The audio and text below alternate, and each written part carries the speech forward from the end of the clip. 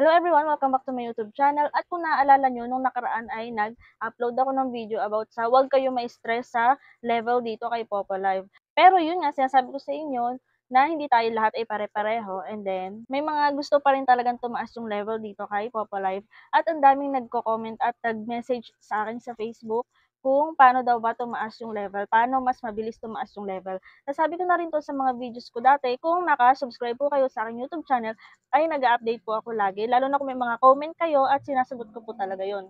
So, yung pagpapa-level up po dito kay Popo is kailangan ay magse-send ka ng mga gifts. Makikipag-trade ka or maglalaro ka.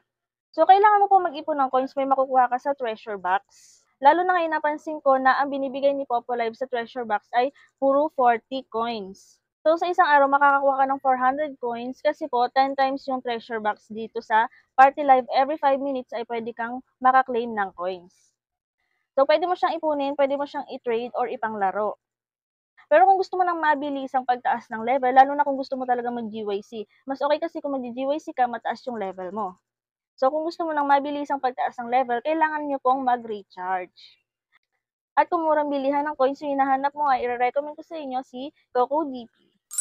Si CocoDP ay isang top-up website na kung saan ay makikita mo dito yung kanyang iba't ibang partners na mga games and live streaming application at meron na rin silang e-load.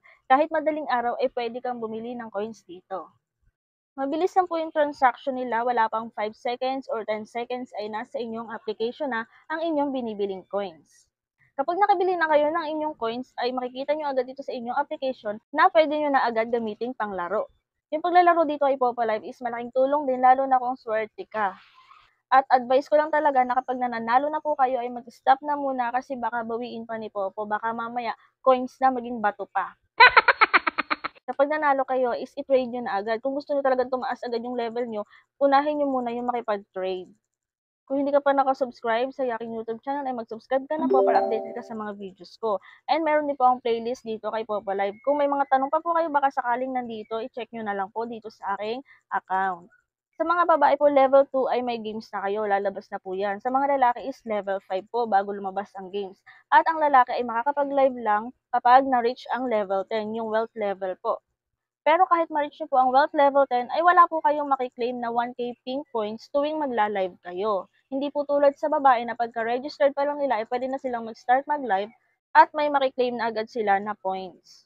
Sa mga lalaki is kapag nakakapag-live na kayo, syempre, lalo na kung may mga talent kayo, makikita nyo naman dito may mga lalaki rin na nagla-live, lalo na yung may mga talent. Or kahit wala kang talent, kung mahilig ka naman makipagbiruan, kung kaya mo namang entertain yung mga viewers mo, why not, diba? Malay mo magkaroon ka ng gifters.